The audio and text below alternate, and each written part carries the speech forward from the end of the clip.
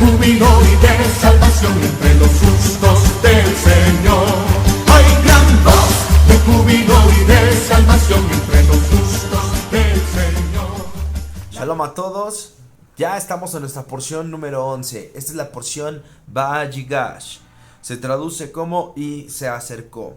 Pues estamos en el capítulo 44, verso 18 del libro de Génesis. Y pues vamos a estudiar en esta porción. Ya estamos llegando al desenlace de cómo Yosef se va a revelar a sus hermanos. Lo primero que hace es hablar Judá, interceder por Benjamín para que Benjamín no se quede con Yosef. Ellos aún no saben que es Yosef el que está ahí, el virrey. Pero más sin embargo, ellos tratan de salvar a Yosef. Ellos no saben lo que estaba pasando, no saben que fue voluntad de José que él estuviera, que en su saco de Benjamín estuviera la copa. Y entra Judá como un defensor por Benjamín. Recuerden que en la porción anterior veíamos que Judá había quedado a cargo de Benjamín. Le dijo a su padre que yo quede por la vida de Benjamín, para que él pudiera ir. Bien, vamos a aprender algo muy bueno acerca de Judá. Vamos a leer desde el capítulo 44, verso 18, porque son importantes las palabras de Judá. Aquí es donde Yosef halla el arrepentimiento sobre Judá. Vamos a leer, acompáñenme. Dice: entonces Judá se acercó a él y dijo: ay, Señor mío, te ruego que permitas que hable tu siervo una palabra en oídos de mi señor, y no se encienda tu enojo contra tu siervo, pues tú eres como Faraón. Mi señor preguntó a sus siervos diciendo: ¿tenéis padre o hermano? Y nosotros respondimos a mi señor: tenemos un padre anciano y un hermano joven, pequeño aún, que le nació en su vejez, y un hermano suyo murió, y él solo quedó de los hijos de su madre, y su padre lo ama. Y tú dijiste a tus siervos: traédmelo y pondré mis ojos sobre él. Y nosotros dijimos a mi señor: el joven no puede dejar a su padre, porque si lo dejare, su padre morirá. Y dijiste a tus siervos: si vuestro hermano menor no desciende con vosotros, no veréis más mi rostro. Aconteció pues que cuando llegamos a mi padre tu siervo, le contamos las palabras de mi señor, y dijo nuestro padre: volved a comprarnos un poco de alimento. Y nosotros respondimos: no podemos ir, si nuestro hermano va con nosotros, iremos, porque no podremos ver el rostro del varón si no está con nosotros nuestro hermano el menor. Entonces tu siervo, mi padre, nos dijo: vosotros sabéis que 2 hijos me dio a luz mi mujer, y el uno salió de mi presencia, y pienso de cierto que fue despedazado, y hasta ahora no le he visto. Y si tomáis también a este de delante de mí, y le acontece algún desastre, haréis descender mis canas con dolor al Seol. Ahora pues, cuando vuelva yo a tu siervo mi padre, si el joven no va conmigo, como su vida está ligada a la vida de él, sucederá que cuando no vea el joven, morirá. Y tus siervos harán descender las canas de tu siervo nuestro padre con dolor al Seol. Como tu siervo salió por fiador del joven con mi padre, diciendo: si no te lo vuelvo a traer, entonces yo seré culpable ante mi padre para siempre. Te ruego, por tanto, que quede ahora tu siervo en lugar del joven por siervo de mi señor, y que el joven vaya con sus hermanos. Porque ¿cómo volveré yo a mi padre sin el joven? No podré, por no ver el mal que sobrevendrá a mi padre. Le iba a doler las palabras de Judá a Yosef. Claro que le iban a doler, porque al final era su padre. Estaba dolido Yosef de las cosas que habían hecho, como a todo ser vivo, pero él aprendió a perdonar, y él supo que todo lo que aconteció era por voluntad, por obra divina. Cuando nosotros nos damos cuenta que las cosas que llegan a nuestra vida no es porque la demás gente aunque vemos que la demás gente está involucrada, pero vemos que ciertamente lo que llega a nuestra vida no depende de las cosas materiales ni de las personas, sino que realmente depende de lo que no vemos, de Dios, entonces nuestra vida empieza a tener un comportamiento distinto, porque ya no dependemos o no vamos a estar sujetos a lo que el hombre diga, a lo que el hombre disponga, sino a la voluntad divina. Es una enseñanza que tenemos de Yosef, que debemos de aprender a sujetarnos a la voluntad divina. Pero bueno, el punto no es ahorita este. Vemos claramente que Judá se presenta ante Yosef por medio de la oratoria. Un muy buen orador diciéndole: me pasó esto, tú nos dijiste, nos preguntaste si teníamos un hermano, un padre, te dijimos que sí, nos pediste que lo trajéramos, si no ya no nos querías ver por aquí. Empieza a relatar una historia, Judá, que no es más que la verdad, lo que Yosef les pidió, trajeran a su hermano y ahora les acontece un mal. Él tampoco mintió cuando dijo que él saldría por fiador de Benjamín. Y eso fue lo que le pegó a Yosef. O sea, ¿es verdad, Judá? ¿Es verdad que ha salido por fiador de Benjamín? Eso le pegó y yo creo que se aguantó mucho las ganas de querer llorar y en ese momento tener que presentarse quizás nada más con Judá, porque es el que entró a hablar con él, y esperar a sus demás hermanos. Mejor esperar a los demás y a todos darse a conocer Yosef. Bueno, en nuestras clases anteriores habíamos visto cómo se involucraba Rubén, Simeón y Leví, los primeros 3 hijos de Jacob.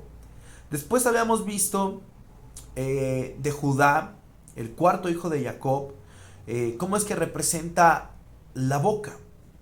Judá representa la boca porque viene de la palabra Odé, que quiere decir agradecer. Yehudá, quien es el 4.º hijo de Jacob, de donde viene también el león de la tribu de Judá, Yeshua, nuestro Mashiach, que nos va a tocar ver en esta porción que viene también cuando les habla a sus hijos y da las bendiciones Jacob. Encontramos algo en esto. Existen en el pueblo judío 2 leyes. A una le llaman Torah escrita y a otra le llaman Torah oral. En muchas comunidades que son creyentes mesiánicas como nosotros, que creemos en Yeshua, que tenemos la fe en Yeshua, no aceptan, y digo no aceptan, en lo personal yo sí acepto, como tal no conozco toda la ley oral, pero lo que hemos podido encontrar en Alajot, en páginas, en libros que tenemos al alcance, y también por otros rabinos que nos comparten Shulchan Aruch, que hay Gemara, que nos comparten en internet, pues tenemos al alcance ciertas cosas. Pero hay muchas comunidades que no aceptan el estudio de la Torah oral.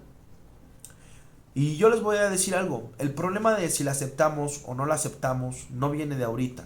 El problema de yo sigo la Torah escrita o yo sigo la Torah oral, para mí vale más la oral, para mí vale más la escrita, eso no es un problema de ahorita. Y lo vamos a ver nuevamente vamos a basarnos en los hijos de Jacob para entender que ese problema no es de ahorita. Entonces vamos a hablar un poquito acerca de la Torah oral y la Torah escrita. La manifestación de estas 2 instrucciones han constituido al pueblo judío durante mucho tiempo y ahora también ha llegado a ser parte de los creyentes añadidos al pueblo de Israel.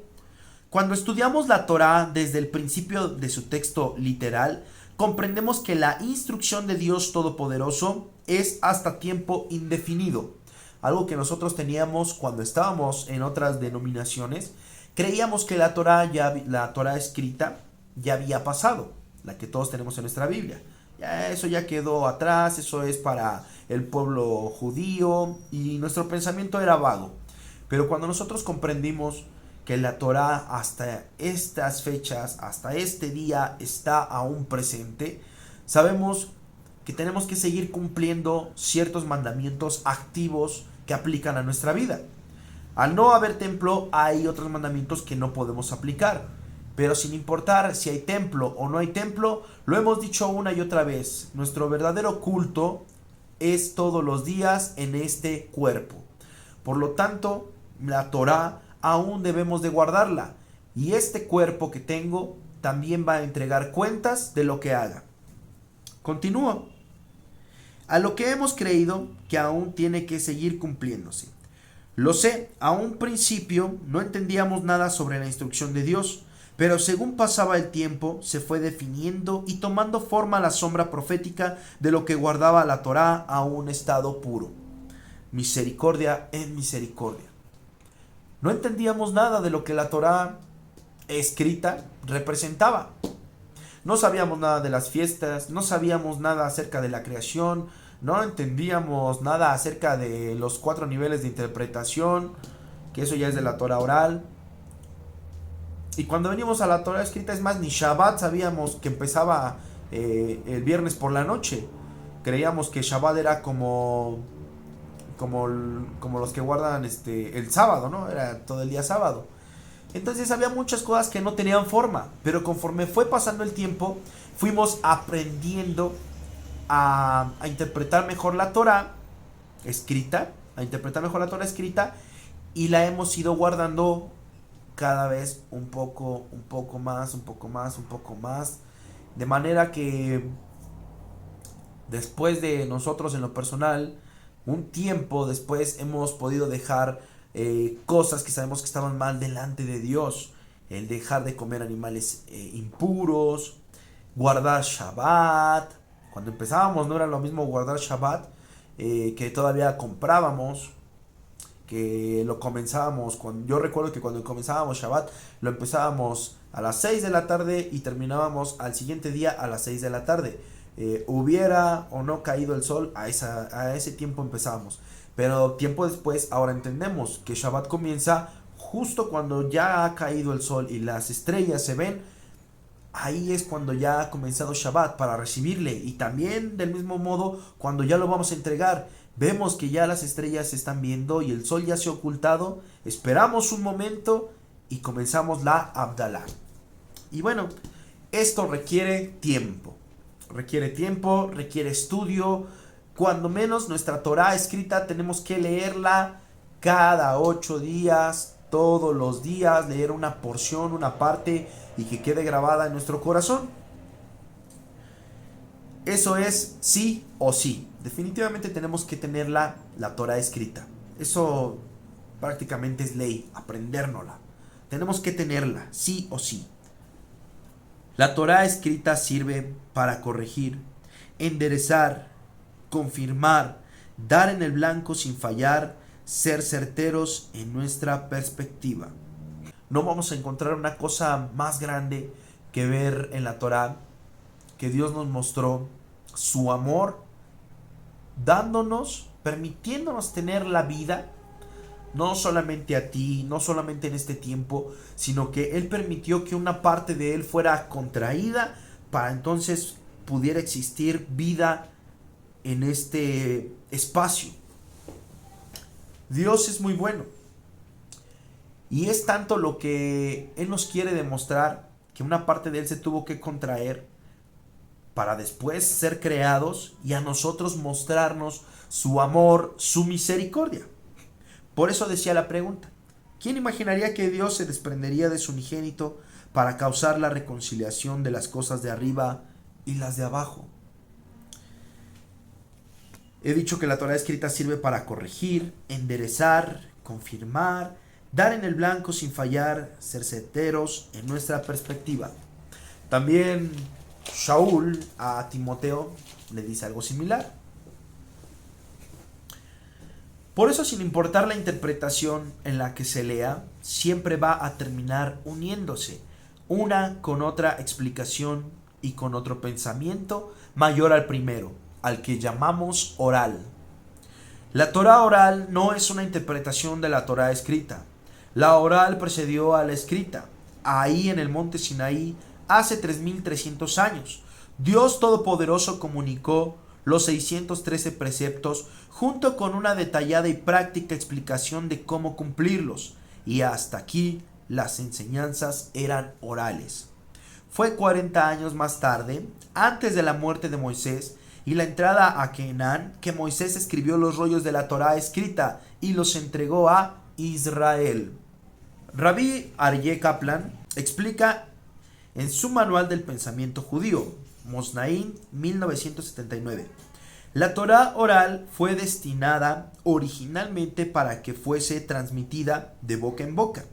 Era transmitida maestro-alumno, de tal manera que si el estudiante tuviera alguna pregunta, él sería capaz de preguntar y evitar así la ambigüedad.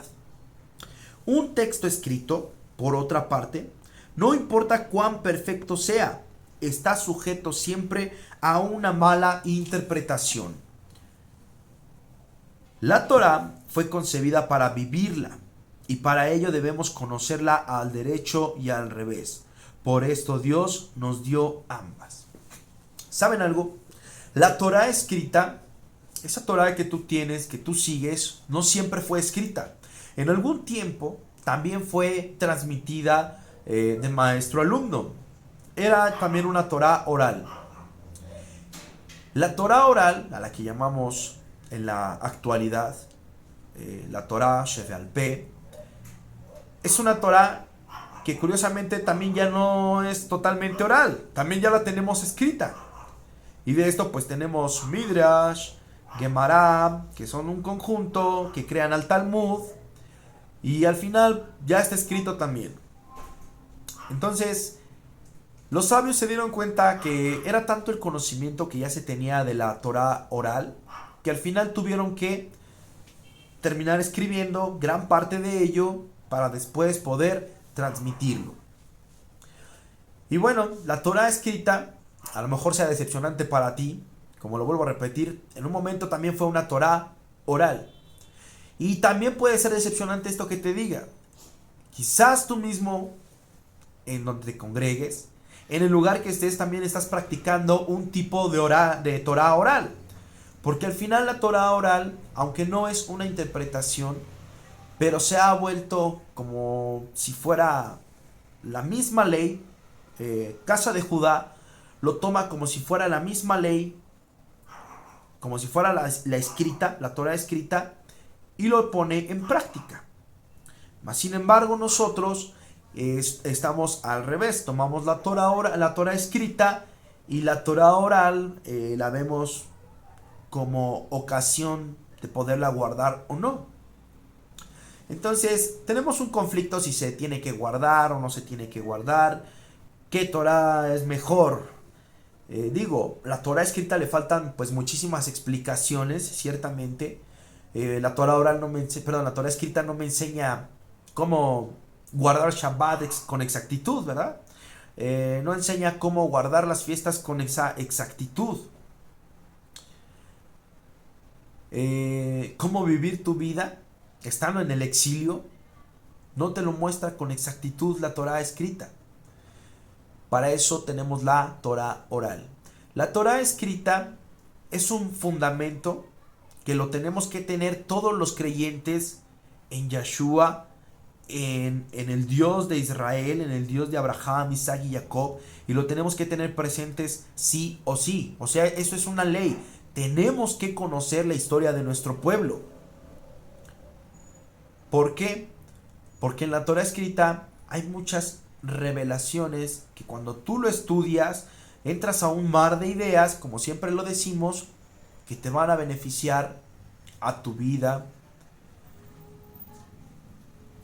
y a tu diario a tu vida, ¿no? Te va a beneficiar en tu diario vivir. Por otro lado tenemos la Torá oral, que nos enseña cómo guardar la Torá escrita de una mejor forma, de una mejor manera. Y este cambio, desde la perspectiva que nosotros hemos entendido, es que según el nivel espiritual en el que tú vayas avanzando, tu espíritu te va a pedir, tu alma te va a pedir más. Como ya lo comentaba, no es lo mismo cuando comenzábamos Shabbat hace 8 años atrás, que lo comenzábamos guardando prácticamente el sábado por la mañana. No guardábamos, no hacíamos seudá de la noche, no hacíamos kiddush, etcétera. Cuando aprendimos acerca de hacer el kiddush, acerca de las 3 seudá de Shabbat, acerca del Abdalá y muchas cosas que tienen que ver con Shabbat, nos empezamos a querer guardarla cada vez mejor. Quisimos empezar a guardar cada vez mejor el tiempo que Dios ha señalado. Y aunque esto no me lo marca la Torah escrita, porque muchas veces el conflicto que tenemos como mesiánicos, decimos, es que la Torah oral no, porque son mandamientos de hombres. Sí, son mandamientos que se han transmitido de maestro a alumno. Y que esto va a depender de un nivel espiritual, de varias cosas. Primero, que tú quieras hacerlo. Segundo, que tú puedas hacerlo. Porque no es lo mismo una persona que dedica totalmente el 100% de su tiempo a guardar Shabbat, a otra que lo va a dedicar únicamente un 50%. Yo cumplo, descanso en Shabbat, pero lo descanso a mi manera. Lo descanso a lo mejor viendo la tele, estando con la familia, con mis amigos, en el cotorreo. A lo mejor no hablan cosas ni siquiera de Torah. Pero ellos piensan que con descansar el Shabbat ya están guardando la Torah. Y digo, no vamos a decir que sea algo malo el cómo lo hagas, sino que lo que debe de quedar comprendido es el nivel espiritual que tenemos cada quien para guardar Shabbat. Yo no me voy a comparar a un ultraortodoxo, ni a un ortodoxo, ni a un judío quizás, porque nos hace falta mucho conocimiento.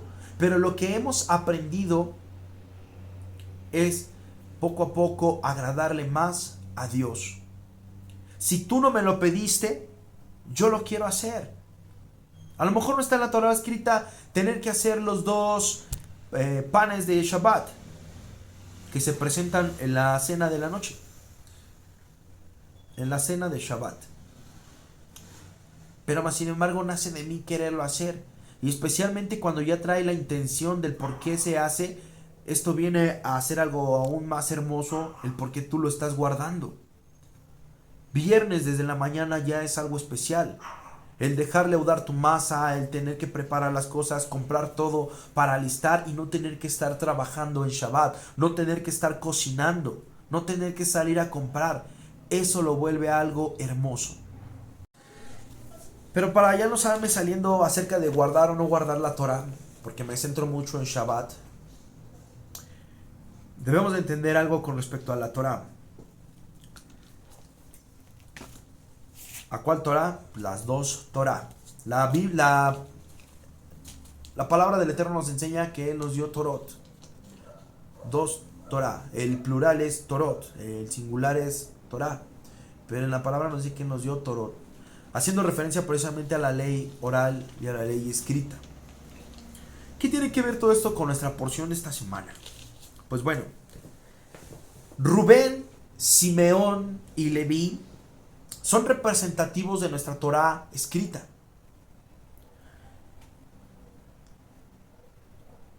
Yosef, tenemos aquí algunos personajes que entran en esta parashá, que es principalmente Rubén, Simeón, Leví, Yosef, Benjamín y Judá. Y no me voy a meter ahorita tanto con Benjamín, pero también nos puede traer una explicación grande. Ahorita les digo rápidamente, si no saben qué significa Benjamín, ahorita rápidamente lo vemos. Pero quiero centrarme con Rubén. Rubén, que representa los ojos, Simeón, que representa los oídos, y Leví, que representa el corazón, la unión de ambos. Nos explican algo sobre la Torah escrita. Ellos vienen a hacer representación de la Torah escrita. Por otro lado, vamos a tener la representación de Judá como la Torah oral, ya que en ello, en Judá, hemos visto que viene a representar la boca, el agradecimiento por medio de la exaltación, del habla. Entonces Judá viene a representar la Torá oral. Y no es coincidencia, ¿vale? No es coincidencia que aparezca esto en nuestra porción de esta semana. Pero lo tomamos para poder explicar que siempre va a ser un tema de debate el si se tiene que guardar la Torá escrita o la Torá oral. Porque así se la pasaban los hermanos de Jacob, peleando uno con el otro. Te dije que hicieras esto, te dije que al niño no lo vendieras. Y llega Judá, intercede y dice, no, mejor vamos cuando ya tienen a Benjamín, mejor vamos, hablamos con Yosef y el que toma la palabra es Judá. No es coincidencia que Judá haya abierto la boca para abogar por el niño, por Benjamín. Tenemos el Salmo 119, 105. Es un salmo muy conocido. Dice en su palabra: lámpara es a mis pies tu Torah, tus mandamientos, tu palabra. Lámpara es a mis pies tu palabra. Algo que reconocemos, seamos mesiánicos, judíos, la denominación que estemos es que reconocemos el Shema Israel. Deuteronomio 6, 4. Oye Israel, Adonai nuestro Elohim, Adonai uno es. Escucha, Shema Israel. Y este viene a representar a Simeón. La Torá escrita se le compara también a Rubén, porque así como Rubén es el primogénito, la Torá escrita también fue la primera en ser oral y después ser la primera en ser escrita. De Simeón y Leví comparamos a la Torá escrita. Recordarán que en la porción que continúa, en la siguiente parashá, empieza a dar Jacob las bendiciones a sus hijos. Y de Simeón y Leví dice lo siguiente: armas de iniquidad son sus armas, en su consejo no entre mi alma, ni mi espíritu se junte en su compañía, porque en su furor mataron hombres y en su temeridad desjarretaron toros. Si algo nos recuerda a la Torá escrita, especialmente Vayikra, son los sacrificios que se ofrecían. ¿Y qué tiene que ver esto con Simeón y con Leví? Pues precisamente, como dice, en su furor desjarretaron toros. ¿Qué es lo que tenía que hacer el levita? El levita tenía que cumplir con los sacrificios. Y específicamente Leví, que representa el corazón, unía a través del sacrificio el corazón del hombre con Dios, o viceversa, de Dios con los hombres. Y pues de Judá lo que tenemos que hablar es que la Torá oral, que no es de ellos, o sea, ellos no la crearon, sino que ellos la preservaron. Pero no es de ellos, ellos la han preservado. Y por eso es de que es tan fácil hablar acerca de la Torá oral con un judío. Es tan fácil el tener que explícame esto, qué dice más el Talmud, qué dicen los sabios, qué dice la Gemara, háblame más de Shulchan Aruch, qué dice la ley alágica. O sea, es tan fácil tener que desenvolverse con ellos en este tema. Y con respecto a la Torá escrita, pues aún más. Pero debemos de traer conciencia de que lo que estamos haciendo, nosotros que guardamos la Torá escrita, no nada más debemos de quedarnos ahí con eso. Porque de Yahshua Yahshua nos dice que existe el siervo inútil, aquel el cual únicamente hace lo que se le ha mandado hacer. A partir de esa cita que yo leí una vez de Yahshua, yo dije, yo no quiero ser inútil, porque yo ya estoy cumpliendo con Shabbat, ya estoy guardando las fiestas, pero ahora quiero dar ese extra. Si tú lo puedes dar, y no es ley que tengas que hacer la ley oral, que tengas que hacerla al pie de la letra, porque ese era el problema que se tenía en la antigüedad. Yahshua mismo les dice, era necesario hacer esto, hablando sobre la ley oral, sin dejar de hacer lo otro, hablando el principio de la ley escrita, que es amarás al Señor tu Dios sobre todas las cosas y amarás a tu prójimo como a ti mismo. Cualquier cosa que tú digas va a estar por encima de la ley escrita. pero tienen que llevar un orden, un seguimiento. Y ese seguimiento nos lo va a dar la parte interna, el esqueleto, lo que realmente le da vida, el corazón que le da vida a la ley oral, a los midrash, a la Gemara, incluso a la Cábala. O sea, es lo que le va a dar vida, esencia, el conocimiento que está impregnado, que quedó escrito, pero que en algún tiempo también fue oral. La Torah escrita es mucho más grande de lo que nosotros podemos percibir. Tiene muchísimas interpretaciones. Y por eso es de que los sabios escriben acerca de ello. En la Torah oral encontramos interpretaciones, encontramos comentarios, encontramos debates. No es que nos peleemos de ahorita, es que siempre ha habido problema de cómo se tiene que guardar la Torah escrita. Por eso no es un problema. Mientras tú lleves la misma línea escrita, si dice Shabbat, guárdalo. El cómo lo guardes, bueno, eso ya va a depender de tu comunidad y dónde te reúnas, porque no todas las comunidades lo hacen igual. El cómo guardar Rosh Chodesh, eso va a depender de tu comunidad. ¿Cómo voy a guardar Pesach? Eso depende de tu comunidad. Entonces, pretextos habrá muchos, pero el que realmente quiere ir poco a poco creciendo su espiritualidad, va a ir añadiendo. Yosef, ¿qué era Yosef? Añadir, añádeme. Entonces poco a poco vamos a ir añadiendo un poco más. Y eso va a depender de cómo tú quieras agradar a Dios. Yo en lo personal he visto la Torah, de las pocas cosas que he podido escuchar acerca de la Torah oral, porque yo creo que es muy grande. Digo, es 10 veces, no, 50 veces más grande que el libro que tenemos de la Torah, porque hay, si no me equivoco, son 54 libros, 54 tomos del Talmud. O sea, es muy grande el tener que estar hablando y leerlo.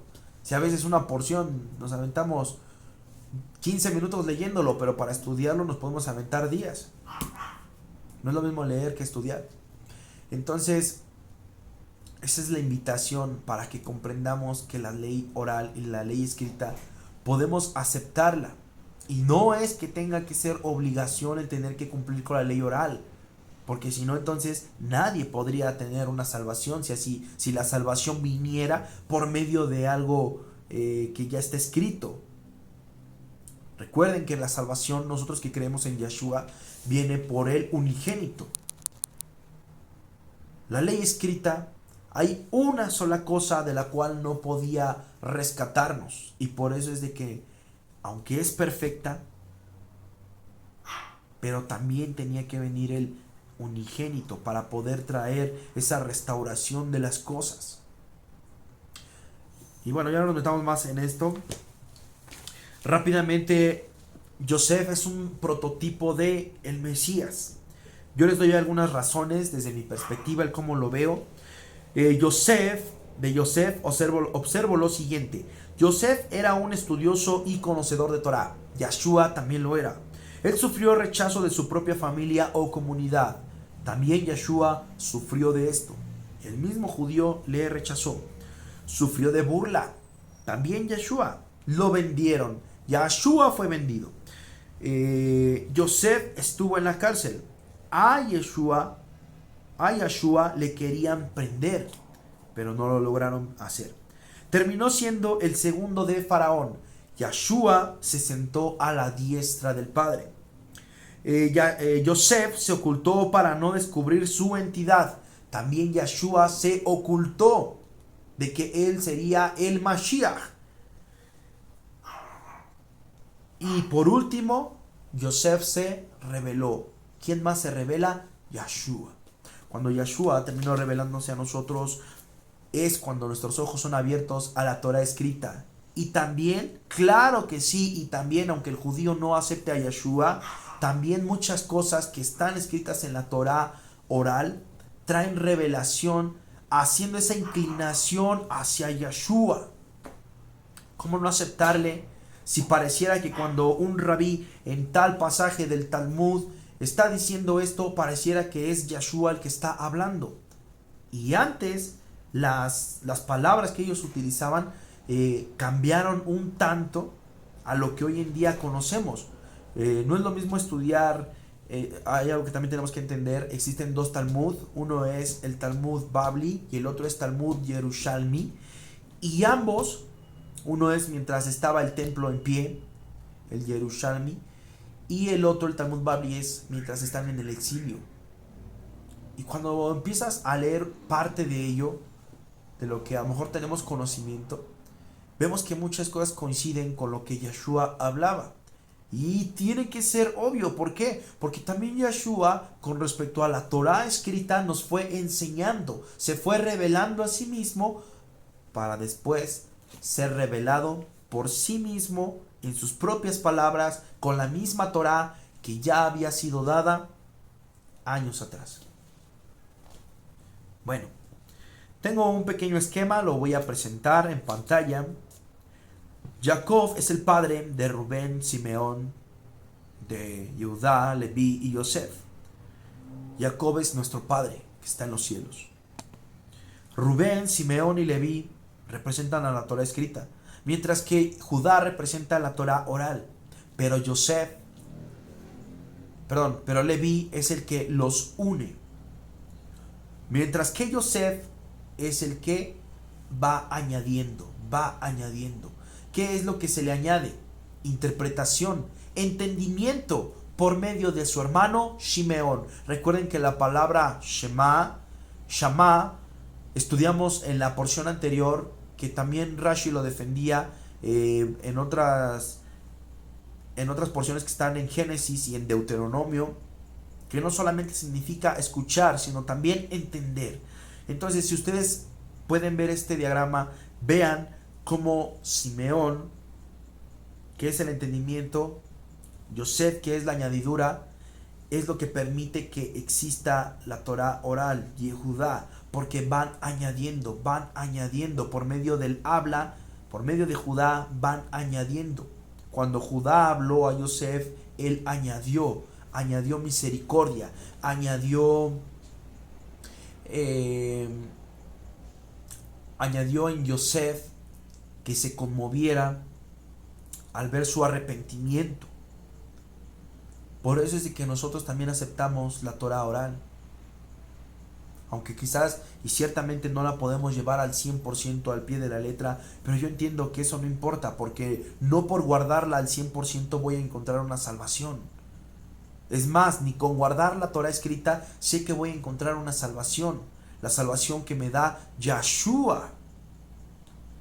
Y estas palabras no deben de ser malinterpretadas, porque la Torah no salve significa que tengo que dejar de hacerla. Por el contrario, con hacerla confirmo la creencia en Yeshua. Con hacerla confirmo que yo también quiero un día ser levantado entre los muertos y que voy a ser llamado a juicio y que mis obras van a ser llamadas delante del juez. Y si mis obras vienen a ser fuera de la ley, entonces recibiré un pago por el pecado. Qué grande es la Torah, que termina uniéndose, pero a la vez hablamos de un tema y esta nos va a traer otro y otra revelación. Y entre más Yosef, entre más añadamos, más interpretación, más entendimiento, más de ese hermano de Yosef, Simeón, vamos a traer. No es cualquier cosa que hayan sido llamados Rubén, Simeón y Judá. Y es más, otro personaje que aparece aquí es Benjamín. Y si seguimos, vamos a dar otra interpretación. Benjamín, que representa la mano derecha de Jacob, de nuestro padre, nos va a traer entendimiento en otro nivel espiritual que dejaremos para otra parashá. Hashem nos bendiga a ti, a todos nosotros, por su grande Torah que tenemos, porque su Torah es una y única y debe de ser llevada a las naciones. Abba te bendiga. Shalom.